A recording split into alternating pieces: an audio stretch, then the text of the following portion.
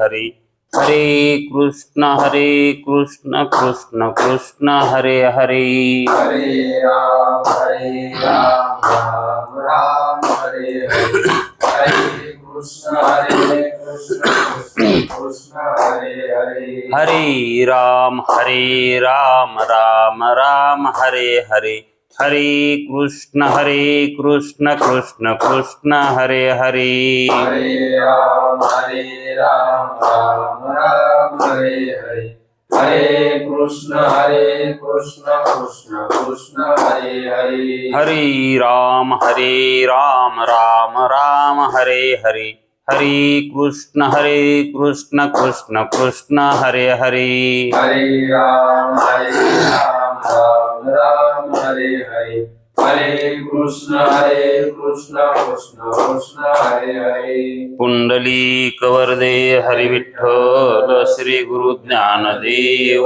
तुकाराम पंढरीनाथ भगवान की जय माऊली ज्ञानेश्वर महाराज की जय जगद्गुरु तुकाराम महाराज की जय ब्रह्मनिष्ठ गुरुवर्य रंगनाथ महाराज की जय श्री विनायकं गुरुर्नौमि साखरे नाम विश्रुतम् येषां चरण सान्निध्यात् जीवा मुक्ता भवन्ति साखरे वंश विख्यातं ज्ञानदान परायणम् विनायकं गुरुर्वन्दे भवबन्धविमुक्तये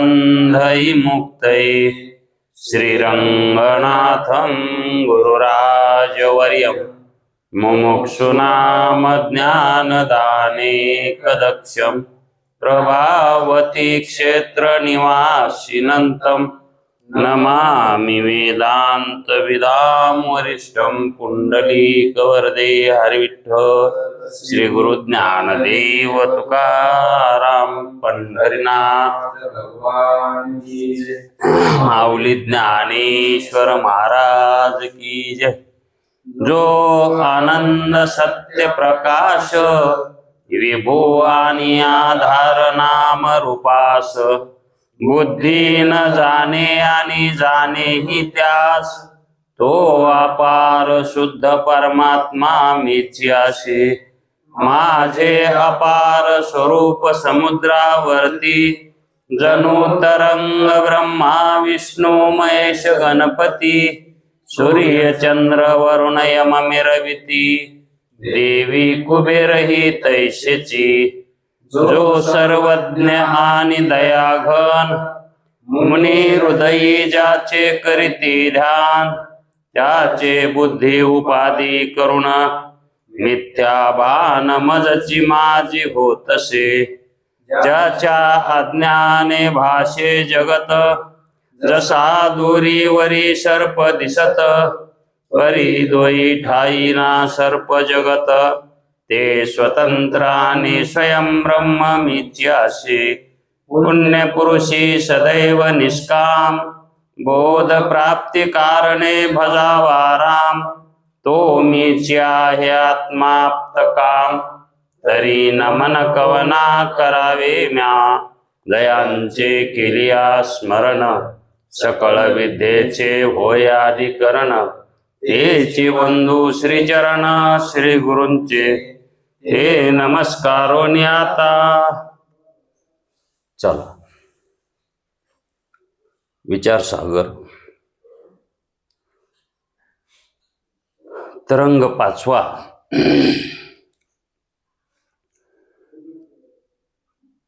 परिच्छेद 14वा मायेचे लक्षण व तिची सिद्धी बरोबर आहे 13वा झाला ना वाटतं हो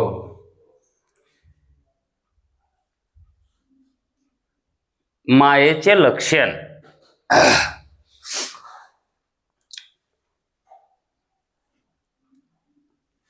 आणि तिची सिद्धी सिद्धी करायची आहे आणि लक्षण सांगायचे आहेत. कोणाचे? मायेचे. माया हिच्या बाबतीत ती अलक्ष्य आहे. जो अलक्ष्य पदार्थ आहे त्याचं लक्षण करायचंय, आणि जो सिद्ध नाही पदार्थ त्याची सिद्धी करायची. पदार्थ सिद्ध होतच नाही आणि तो सिद्ध सांगायचा आहे मुमुक्षुला. कारण कशासाठी? मायाची सिद्धी कशासाठी सांगायची आणि तिचे लक्षण कशासाठी सांगायचे? माया मानल्याशिवाय विवर्तवाद सांगता येत नाही, आणि विवर्तवाद सांगितल्याशिवाय अध्यासाची निवृत्ती होत नाही.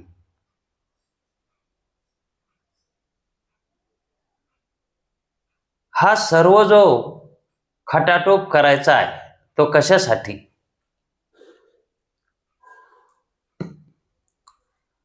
अध्यास निवृत्तीसाठी. अध्यास निवृत्त कशानं होतो? संसार केल्यानं, परमार्थ केल्यानं.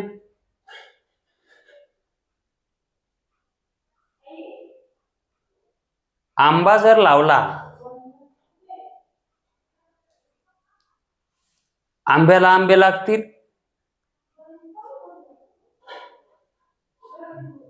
एक जण म्हणला, महाराज मी आंबे लावलेत पण त्याला आंबे आले नाहीत. लोकांच्या आंब्याला आंबे आलेत पण माझ्या आंब्याला आंबेच आले नाहीत. महाराज म्हणले, तुरा आला होता का? तुरा? तो म्हणला नाही. मग आंबे कसे लागतील?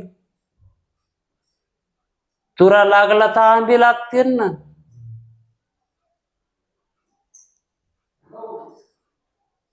एक जण म्हणला, महाराज लग्न करून 10 वर्ष झाले, मूल नाही. अरे येडायस का? लग्न करून कुठे लेकर होत असतात का? गर्भधारणा व्हावी लागते मग लेकरू होत.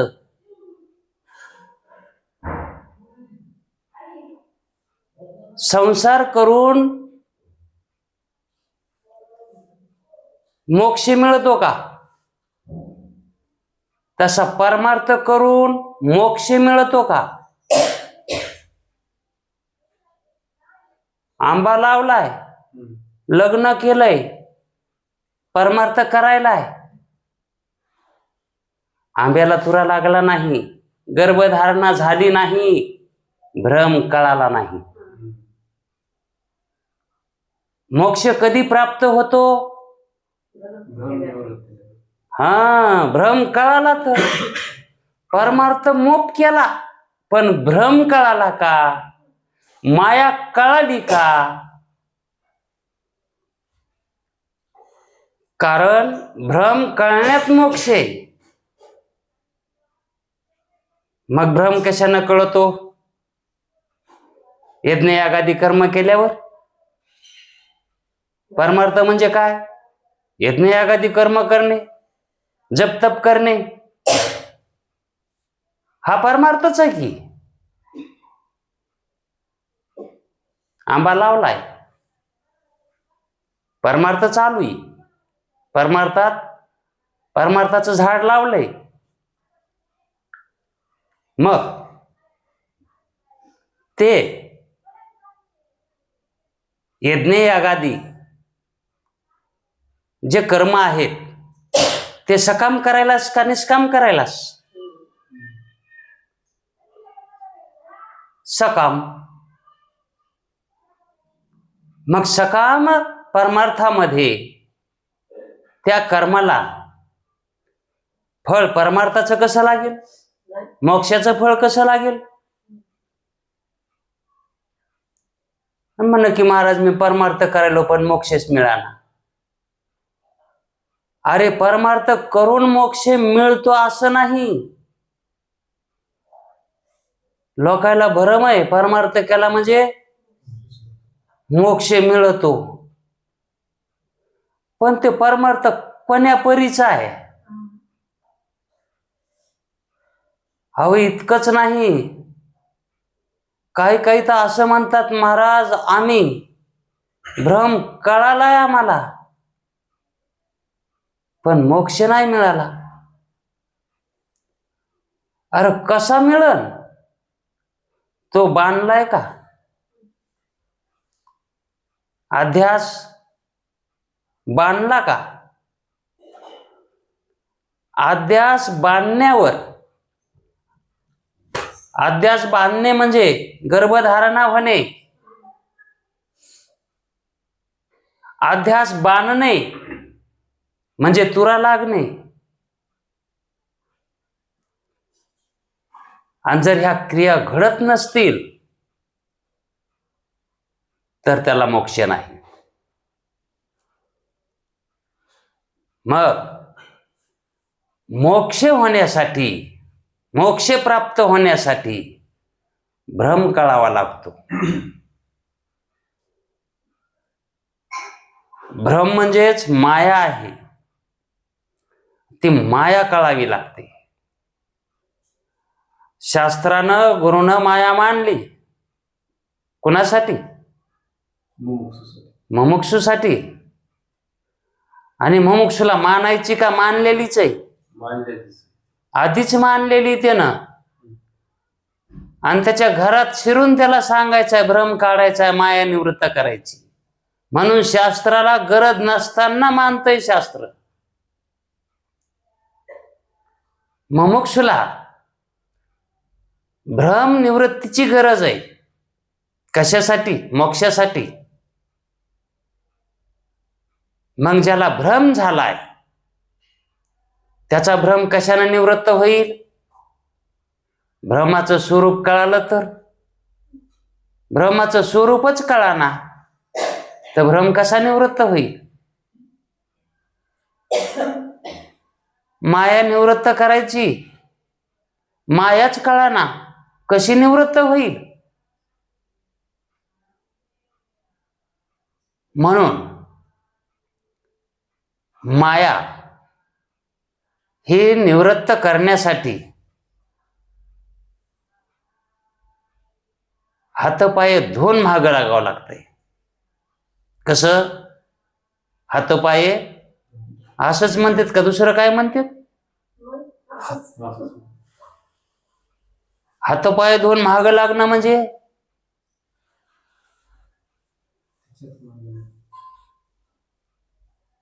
केवळ तेच धंदा पाहिजे.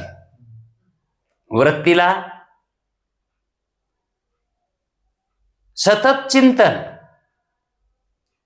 सतत मनन, सतत निधिध्यास याला परमार्थ म्हणतात.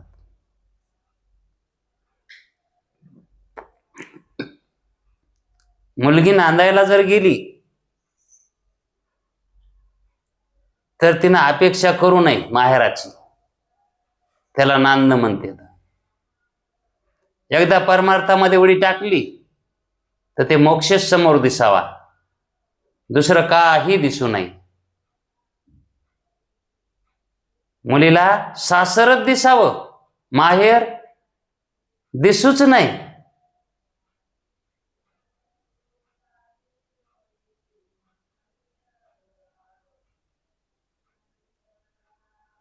कोणतं प्रमाण आहे? सुरुवात आहे ना, मागे परतोनी पाहे कन्या, कुठे जाये? सासरेशी जाये. आणि मागे तैसे झाले माझ्या जीवा, केव्हा भेटशी केशवा. असं व्हायला पाहिजे का नाही?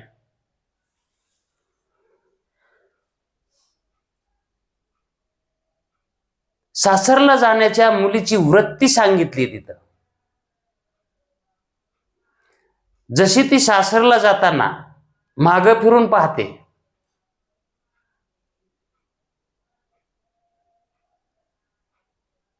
मागे फिरून पाहण्यामध्ये तिची आसक्ती आहे. कशाकड? माहेरा. तेवढी आसक्ती साधनामध्ये असावी. कुठे? हा. मग कोण्या साधनामध्ये? भ्रमनिवृत्तीच्या साधनामध्ये. कसं काम साधनामध्ये? संसाराच्या इच्छा धरून संसाराला वाढविण्याच्या साधनामध्ये, भ्रमनिवृत्तीच्या साधनामध्ये. मग भ्रमनिवृत्तीचे साधन काय सांगितले? त्याला उपाय काय सांगितलाय? उपपत्ती आहेत. उपपत्ती प्रमाण आहे आणि शब्द आहेत. शब्द प्रमाण आहे. शब्द प्रमाण आणि उपपत्ती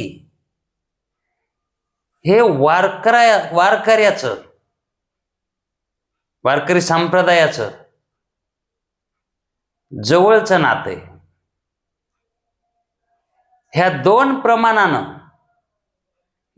प्रमाणानं भ्रमनिवृत्ती होती. कारण शब्द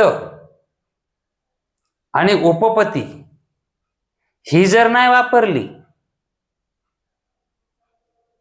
तर भ्रमनिवृत्ती होत नाही. भ्रमनिवृत्तीचे साधन आहेत ही प्रमाण भ्रमनिवृत्तीचे साधन आहेत.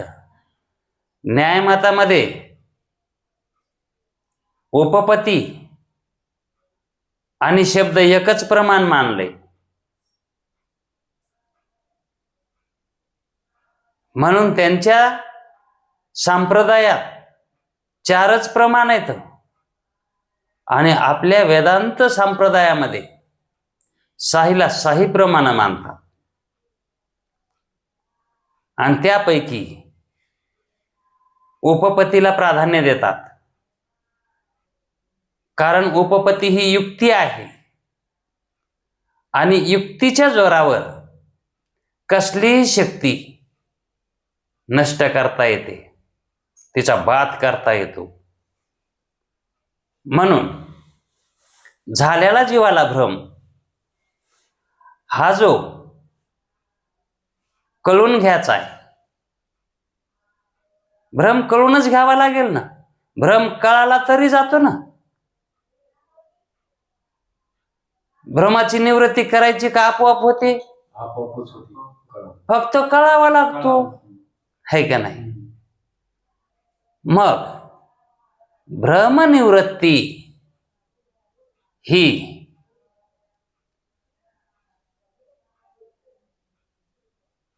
योगी, सांख्य, न्यायशास्त्र ही काही वेळ आहेत का? हे वेळ आहेत का? शास्त्र करते तर त्याला वेळे कसं म्हणता येईल? पण त्यांना सुद्धा भ्रमनिवृत्ती करता आली नाही. त्यांची सुद्धा भ्रमनिवृत्ती झाली नाही.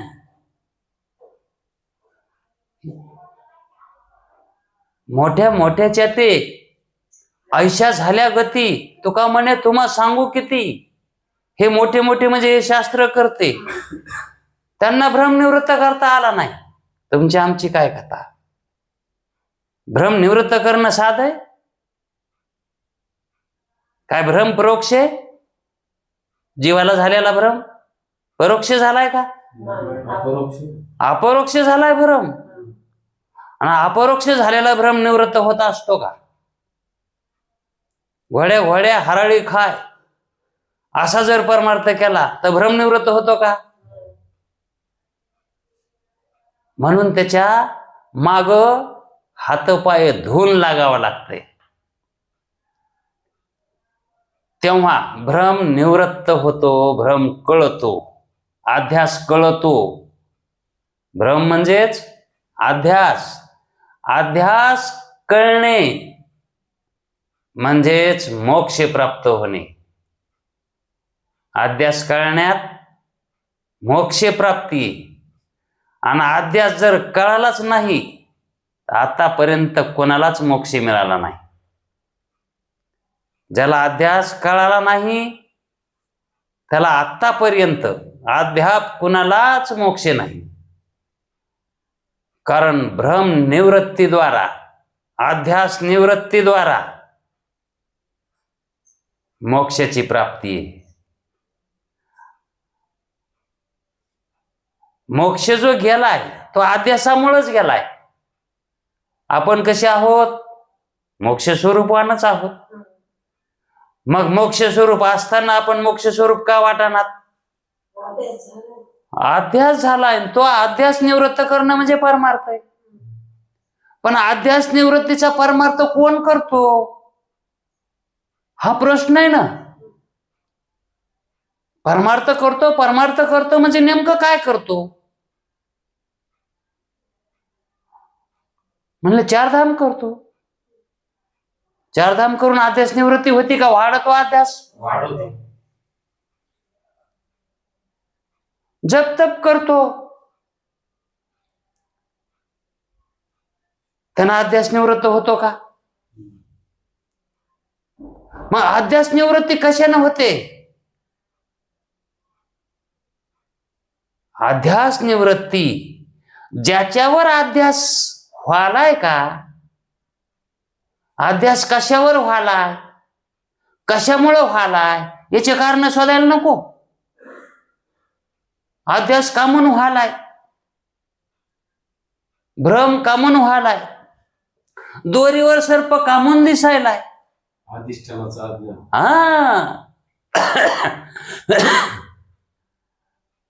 मेन गुंडी गावसायला पाहिजे ना.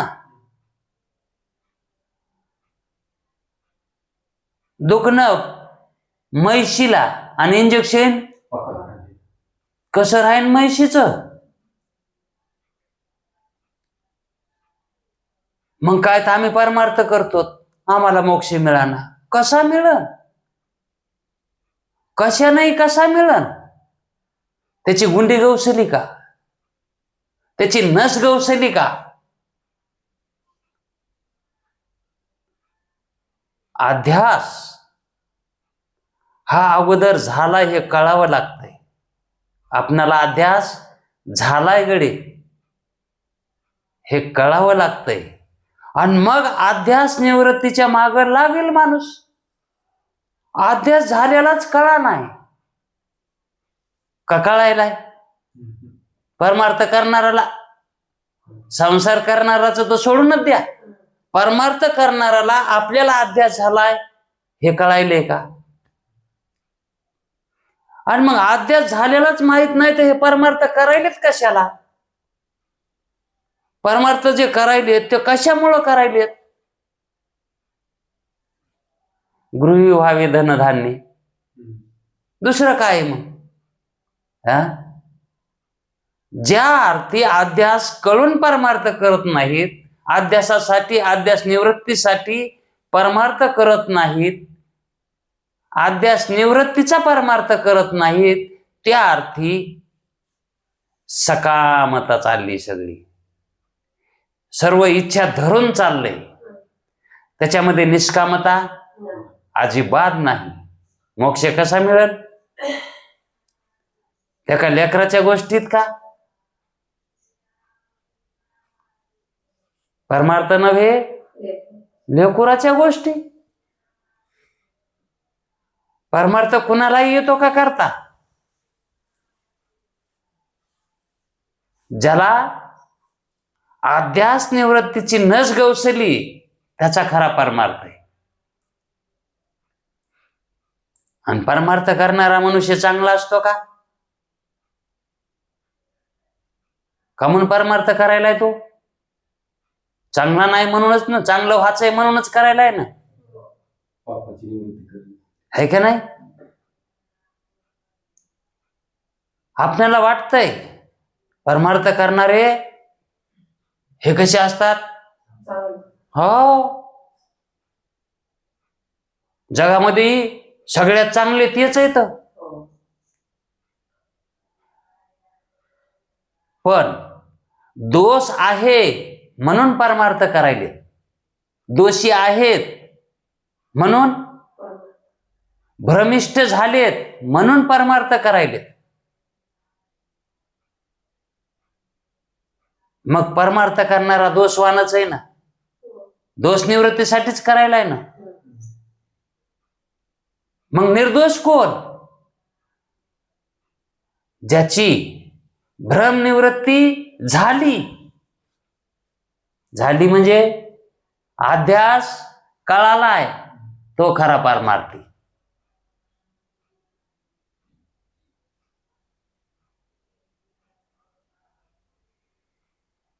याला स्वार्थ म्हणतात खरा. नाहीतर नाथ महाराज म्हणले तसं मेल्या मागे मरणे हेची आम्हा सर्वांशी करणे, परी जन्म मृत्यू निवारणे हा स्वार्थ कवने न धरीचे. परमार्थ करायला म्हणतात, ह्या स्वार्थाला म्हणतात. जन्म मृत्यू निवारण करणे याला परमार्थ म्हणायचं. मग जन्म मृत्यू निवारणे म्हणजेच काय? जन्मणे आणि मरणे हा संसार आहे, आणि आमच्या ठिकाणी जन्म मरण आहे हे मानणं भ्रम आहे, अध्यास आहे. आणि हा अध्यास ज्यानं निवृत्त केला तो पारमार्थिक, त्याला म्हणायचं परमार्थ. मग ह्या अवस्थेला येण्यासाठी, मोक्षे स्वरूपाला येण्यासाठी, मोक्ष पदावर येण्यासाठी भ्रम निवृत्तीची अपेक्षा करतं शास्त्र. वेदाचं म्हणणं काय आहे? तुम्ही भ्रम निवृत्त करा आणि त्याला परमार्थ माना. संसाराची इच्छा धरून केलेला परमार्थ त्याला परमार्थ म्हणू नका. मग शास्त्र खरं बोलत आहे, वेद खरं बोलतो, संत खरं बोलत आहेत. भजन ते वंगाळवाणी नरक जाणे चुके ना, नरकाला जाच नरक चुका ना. काय आम्ही भजन रोज करतो, अरे नरक चुकला का?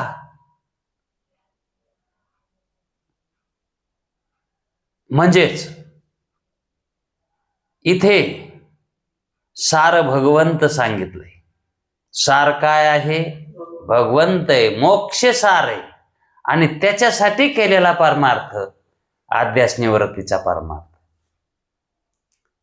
म्हणून ज्ञानेश्वर महाराजांनी, तुकाराम महाराजांनी, एकनाथ बाबांनी, या सगळ्या संतांनी अध्यास निवृत्तीसाठीच कार्य केले, दुसरं काहीच सांगितलं नाही त्यांनी. आणि अध्यास निवृत्तीचं तर कार्य कोणाजवळ दिसला. आणि मग हे काय करायलेत? काय परमार्थ? याच्यात काय करायले? तर परमार्थामध्ये येऊन काहीच करेनात, केवळ संपत्तीची प्राप्ती करायले, तर संसार वाढवायले, तर जास्तच खड्ड्यात चालले, जास्तच भ्रम वाढून बसायलेत, जास्तच अध्यास अपरोक्ष करून बसायले, अध्यास अपरोक्ष करून बसायले, जास्तच दृढ करायले. मग अध्यास निवृत्ती हेच खरं परम प्रयोजन आहे. म्हणून परमार्थ आपण जो हाती धरला आहे तो अध्यास निवृत्तीचा आहे. कशाचा? हा. आणि काय झालेला अध्यास आहे? की मी जन्मणारा आहे, मरणारा आहे, मी देहवान आहे. हा जो अहम अध्यास आणि मम अध्यास जे झालेले आहेत, झालेलेच आहेत म्हणून तर ते या अध्यासात पडले. तर अध्यास झालेला आहे म्हणूनच अध्यासात आहेत ते, म्हणूनच संसारात आहेत. संसारच अध्यास आहे. आणि मग तोच अध्यास निवृत्त करायचा तर शास्त्राला शरण जावं लागतं. तिथं गेल्याशिवाय अध्यासाची निवृत्ती होणे शक्य नाही. दुसरा उपायच नाही. उपाय करीशी जी तुके तेही गुंपशी अधिके रुखी ये, माऊलीच म्हणतात. ज्ञाने विने के, ज्ञान करून घे. कशाचं? अध्यासाचं. जगत अध्यास रूप आहे, जगताचं ज्ञान करून घ्या. कसं आहे जगत? तर वृत्ती व्याप्तीचीच गरज सांगायलेत ना, फलव्याप्तीची ती काही आवश्यकता नाही. तुम्ही स्वतः फलरूपच आहात. वृत्ती व्याप्ती केली की फळ हातालाच आहे, फळ कुठेच जाणार नाही. मग ती वृत्ती व्याप्ती होण्यासाठीच अजातवाद सांगतात. अजातवादात वृत्ती व्याप्ती होते, पण तो अजातवाद पटत नाही, झापत नाही. म्हणून विवर्तवाद सांगावा लागतो. आणि तो विवर्तवाद ही काही कमी नाही. तो विवर्तवाद काय करतो? अजातवादामध्येच तिकडे ढकलितो तो. कारण अजातवाद कळाना म्हणून वापस आला ना अजातवादाकडून, तर मग त्याला काय लागणार आहे? पुन्हा इकडं त्याच्या खाली काय आहे? विवर्तवाद आहे. पण तो विवर्तवाद त्याची गती कशात आहे? आणि ते तिकडेच ढकलीत आहे. त्या दोघाच्या मधात आपली काय व्हायला पाहिजे? चंगराचंगरी व्हायला पाहिजे. एकदा तरी मधात गावसावं लागतंय. आयुष्यात जन्माला येऊन ह्या दोघाच्या मधात त्या चक्रीमध्ये यावं लागतंय. मग तो विवर्तात जरी तिथं मेला तरी अजातातच जातोय. आणि अजातात मेले तर काही गरजच नाही. मग विवर्तवाद कळण्यासाठी आणि विवर्तवाद सांगण्यासाठी, कळण्यासाठी कंबर कसावी लागते आणि सांगण्यासाठी माया स्वीकारावी लागते. मग मुक्षुणता अगोदरच मायामध्येच आहे का नाही? आणि ज्यानं माया निवृत्त करण्यासाठी कंबर कसली त्यालाच मुमुक्षु मानतात. म्हणून शास्त्राने मायाचा स्वीकार केला आहे, पण कसा? कल्पित म्हणून. मग त्या कल्पित मायाचं लक्षण काय?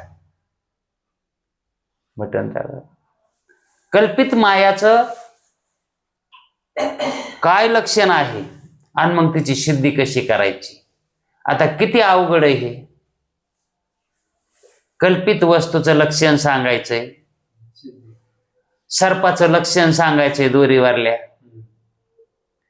मृगजळाचं लक्षण सांगायचंय. आता त्याला बुड बी नाही आणि शेंडा बी नाही. ब्रह्मगिरीवरून निघे, ब्रह्मगिरीहून निघे आणि समुद्रकी म्हणजे समुद्रापर्यंत जातय असं म्हणायचं का? ते समुद्रापास्तवर बी जात नाही. ब्रह्मगिरीवरून निघत आहे आणि समुद्रापर्यंत चाललंय असं दिसत आहे का? ते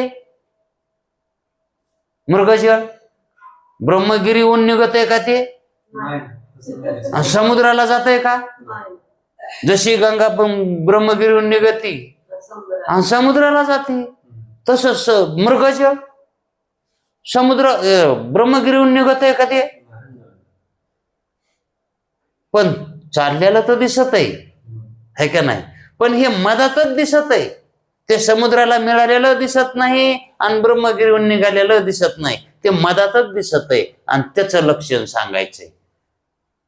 आता काय सांगावं त्याचं लक्षण? मग अगोदर मायाचं लक्षण असं आहे की माया ही अनादी.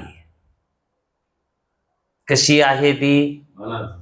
हा, आता अनादी नुसती अनादी नाही, अंतवती आहे. आता अनादी म्हणजे काय आणि अंतवती म्हणजे काय?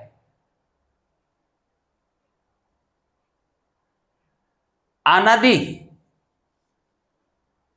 आदी म्हणजे उत्पत्ती होणे, आदी म्हणजे उत्पत्ती होणे, आणि त्याच्या अगोदर लागलंय म्हणजे उत्पत्ती न होणे. न होणे. जिची उत्पत्तीच होत नाही, जिला उत्पत्तीच नाही, ती अनादी माया अशी आहे. जिची उत्पत्ती कधीच घडत नाही, उत्पत्तीला येतच नाही. मग उत्पत्तीला आल्याशिवाय प्रतीती यायली का कोणाला? हे महत्वाचं आहे. ज्याला यायली त्याला प्रतीतीला याली, पण कशी यायली? उत्पत्ती रहित असणारी याली. न झाल्यालं दिसायले, न होणार दिसायले. दोरीवर सर्प कधी होऊ शकतो का? दोरीचा सर्प कधी होईल का? आणि मग तो नसल्याला दिसा नाही का? मग तो कल्पित नाही का? दोरीच्या ज्ञानाच्या अगोदरही तिथं सर्प नव्हता आणि दोरीचं ज्ञान झाल्यावरही ते मधातच दिसलाय का नाही? मग मृगजळ मधातच आहे का नाही? आणि मग माया तशीच आहे ना.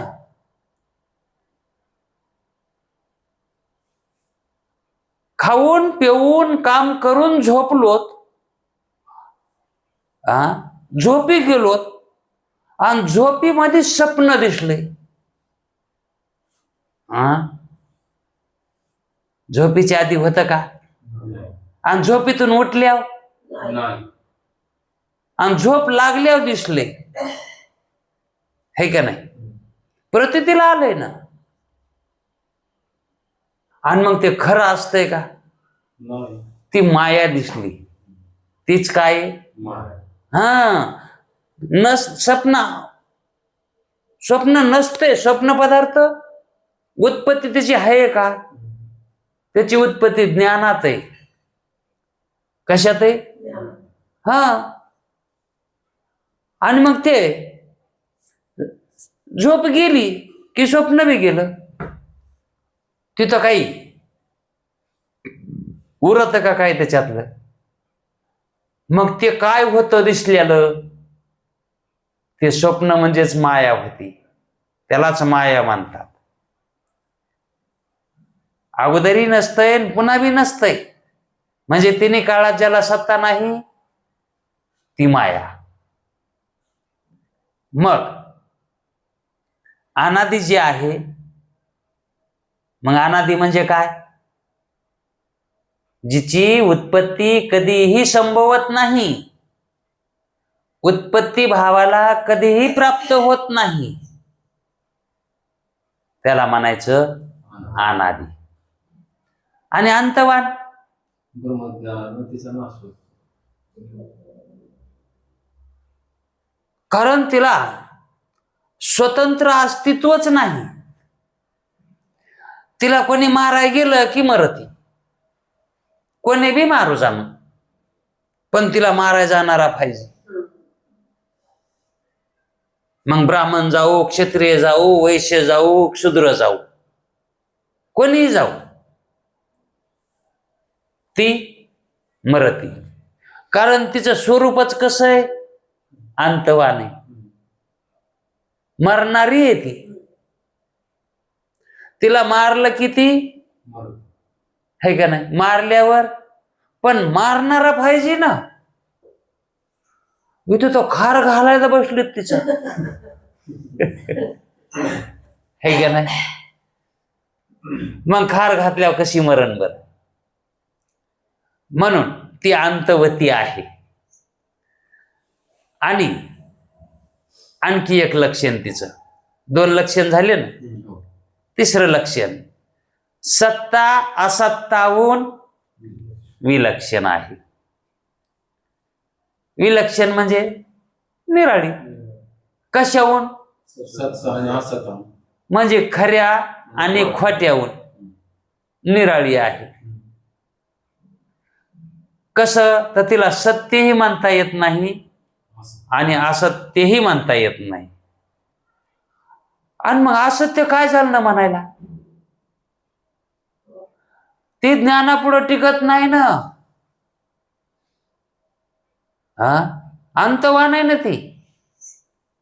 ती कशी आहे? अंतवान आहे. म्हणून तिला सत म्हणता येत नाही ना. मग सत्ता सत्ताहून विलक्षण, तिला असतरूप म्हणता येत नाही आणि सतरूपही म्हणता येत नाही. का म्हणून सतरूप म्हणता येत नाही? मायेला सतरूप अहो प्रत्यक्ष दिसायली ना. प्रत्यक्ष दिसायली पण अंतवान आहे. ती कशी आहे? तिचं स्वरूपच अंतवान आहे पण अनादी आहे. कशी आहे? हा, उत्पत्ती रहित आहे अशी अनादी.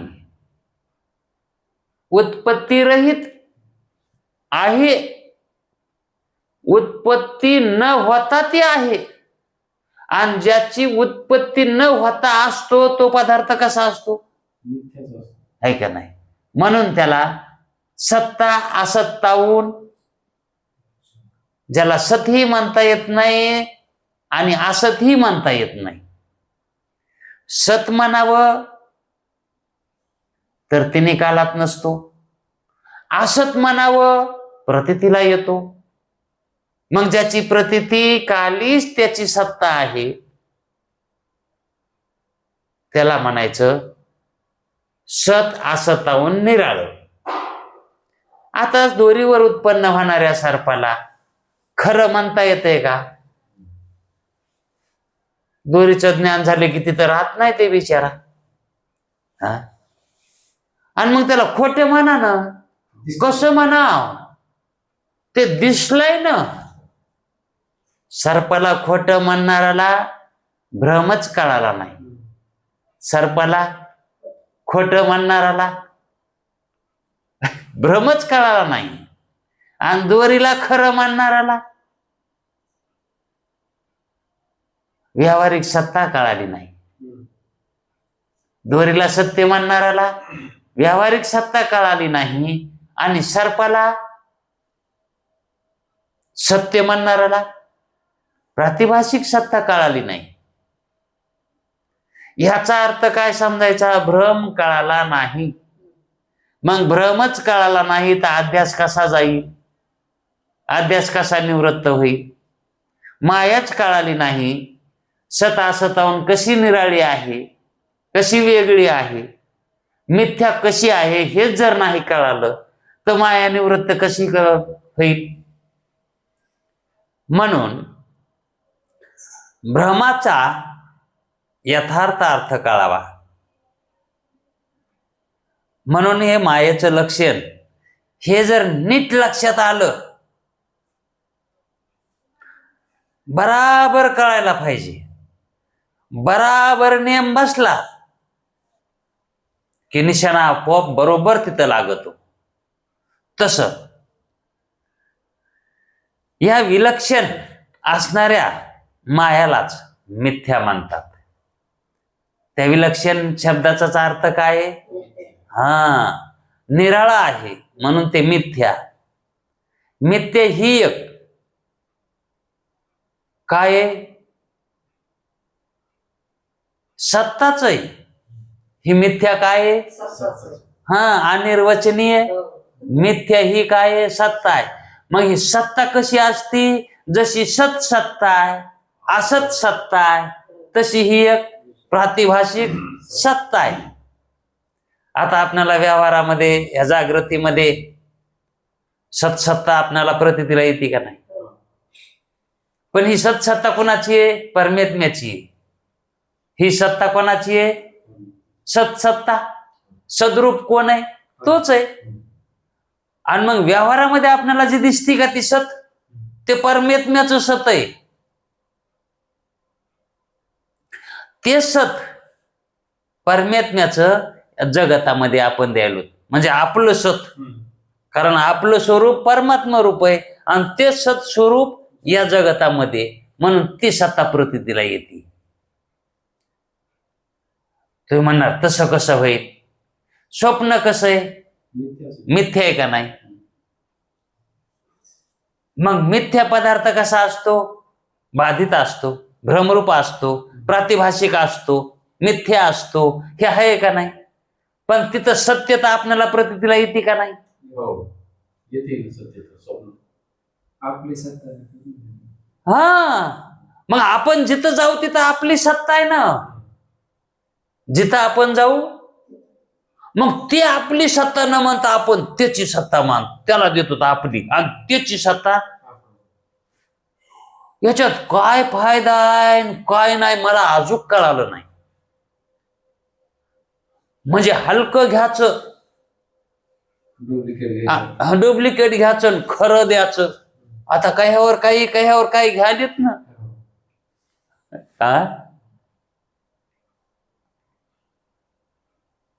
म्हणजे खरी वस्तू द्यायची आणि खोटी वस्तू घ्यायची.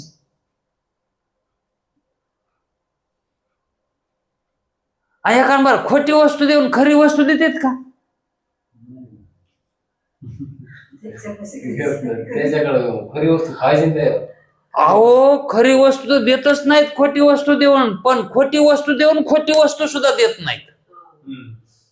खोटी वस्तू देऊन खोटी सुद्धा देत नाहीत, तर खरी कवा द्यावा?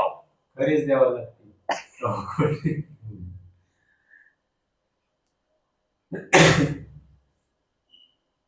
ते पैसे निघाले ना, ते याचे खोटे पैसे. ते पैसे एकदा मी ते घेऊन आतार्याकडे गेलो लहानपणी. मला काय माहिती खोटे आहेत म्हणून. पैसेच वाटलं. गेलो आतार्याकडं. आतार्याला म्हणलं ती जीप केवढ्याला आहे, ते ट्रॅक्टर केवढ्याला आहे, ती घडी केवढ्याला आहे. त्यानं सांगितली किंमत. मी दिले ते पैसे. त्यानं हातात घेतले आणि फेकून दिले. मी म्हणलं का म्हणून दिली फेकून? द्या ना मोटर आला. ते म्हणलं हे याची येत नाही मोटर.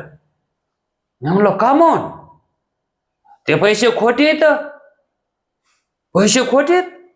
आणि म्हणलं ट्रॅक्टर तुमचं खरं आहे का? ते म्हणला खोटे जरी असलं तरी मी खोट्यानं खोटं देत नाही, खरं आण तवा देतो. नाही दिलं ट्रॅक्टर त्यानं.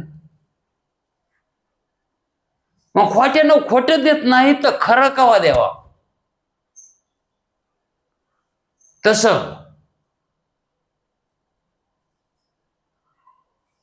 आपली जी सत्ता आहे ही स्वप्नामध्ये सुद्धा, स्वप्नाला आपण मिथ्या करतो,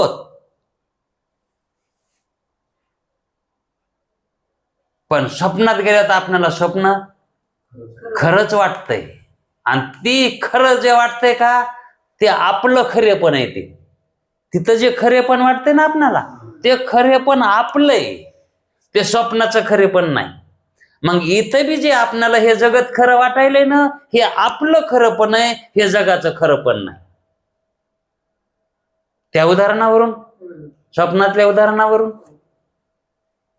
मग हे जे मिथ्या पदार्थ असतात, ते मिथ्या पदार्थाचं सुद्धा असणेपण हे आपल्यावरच आहे. असणेपण त्याचं कारण परमात्म्याची सत्ता अधिष्ठान रूपानं सर्व जगात आलाय. त्याच्या सत्य वाचून कल्पिताचीही उत्पत्ती होत नाही आणि व्यावहारिकाचीही उत्पत्ती होत नाही. कारण हे दोन्ही पदार्थ एकच आहेत, सारखेच आहेत. आपणाला तसा भ्रम आहे, आपण दोन अवस्थेत चाललोत म्हणून.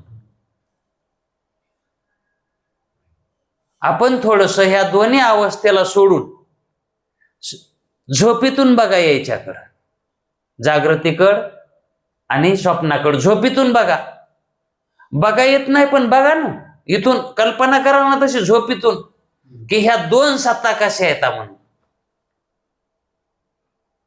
आपली ती जी सत्ता आहे ती पारमार्थिक स्वरूपाची आहे, जी झोपेमध्ये ह्या दोन सत्ता ज्यावेळेस नसतात, आपण ह्या दोन अवस्थात नसतो, त्या अवस्थात जातो त्यावेळेस आपण तिथं आपण खऱ्या सत्यानं आपणाला कळतो की आपलं खरं स्वरूप तसं आहे म्हणून. आणि तिथून जर ह्या दोन्हीकडे बघितलं तर दोन्ही सारखे आहेत, दोन्ही बी प्रातिभाषिकच येतात, दोन्ही एकच येतात, फक्त मधात झोप आहे. झोप आली म्हणजे स्वप्न आहे, झोप गेली म्हणजे जागृती आहे. काय आहे दुसरं? पदार्थ तर तिकडे बी तसेच आहेत, तिथल्या पदार्थावर बी तशीच आसक्ती आहे, इकडेही पदार्थ तसेच आहेत, इकडच्या पदार्थावर आसक्ती आहे, तिकडे गेले की त्या पदार्थावर आसक्ती आहे, इकडे आलं की तो सूक्ष्म देहाचा खेळ आहे आणि हा स्थूल देहाचा खेळ आहे. पण स्थूल देहानं हे निराळं वाटायलंय उपाधी बदलली म्हणून. वास्तविक पाहणारा तोच आहे, जाणणारा तोच आहे आणि व्यवहार करणाराही तोच आहे, सूक्ष्म देहच आहे. इथं स्थूलात आलोत म्हणजे काय स्थूल व्यवहार करायले का? सूक्ष्मच करायले. आणि तिथं बी कोणी केलाय? सूक्ष्मानच केलाय. फरक कुठंच नाही. समजुतीत फरक पडायला जीवाच्या समजुतीमध्ये. म्हणून अध्यास कळाना झालाय, समजूत कळा नाही. अध्यास का म्हणून कळाना? तशी समजूतच व्हाय नाही ना. जसं स्वप्न मिथ्या तशीच जागृती अशी समजूत केल्यावर अध्यास काय झालं न कळायला? हा अध्यास आहे म्हणून बघितल्यावर याच्याकडे. पण तितकं पुण्य पाहिजे ना पदरात, तेवढा अधिकार लागत आहे ना, तसा परमार्थ करावा लागतंय ना, तसं बळीवंत व्हावं लागतंय ना, तसं बळ अंगात यावं लागतंय ना, वृत्तीनं तसा आकार धरावा लागतंय ना. वृत्ती तसा आकारच धरेना झाली, कसं मिथ्यात्व पटेल? अहो जे 4 पानं आलेत रोपट्याला तितकेच 4 पानं, कवा जाऊन बघावतं तितकेच 4 पानं येतं, 5वं पानच फुटाना. कसं मोठं होईल ते झाड? मोठं होईल का? पान फुटलं तर मोठं होईल. म्हणून हे मायेचे लक्षणं कळणं गरजेचं येतं. तिचं लक्षणं कळल्याशिवाय ती कशी कळण? नवरदेव नवरीचे हे लक्षणं कळालं तर ते कळत येतं, है का नाही? बघण्यात काय बघते तर लक्षणच बघतेत ना. काळा आहे का, गोरा आहे का, आंधळा आहे का, नकटा आहे, त्याला दोन्ही कान आहेत का, ऐकू येत आहे का, डोळे असले तरी दिसत आहे का, बोला येत आहे का, बोलला तरी बोबडं बोलत आहे का, हे लक्षण बघणं काय असतंय हेच बघावं लागतंय ना. तसं मायाकडे बघायचं म्हणल्यावर काय बघायचं तिच्याकडे? आता तिचं लक्षण बघायचे. ती अमर आहे का? माया अमर आहे का? नाही, शास्त्र म्हणते अंतवान आहे. ते लक्षण. ही मरती, मग तिला मारायला जमत आहे का नाही? कारण भ्रमाला कारण कोण आहे? तीच आहे. अनादी आहे, उत्पत्ती रहित आहे. अनादी आहे म्हणजे कशी? उत्पत्ती रहित आहे. पण आहे, पण कल्पित आहे. उत्पत्ती व्हाली, हं, कल्पित व्हाली, आणि ती खरी बी नाही आणि खोटी बी नाही. हे काय झाले तिचे? अशी माया आहे बघा ही. आता ही कळायला लय अवघड आहे का? आणि याच्याहून सोपं ब्रह्म कळायला आहे. हे तरी अवघड आहे. ब्रह्म तर कळून सुद्धा घ्यायची गरज नाही, ते आपोआप कळत आहे.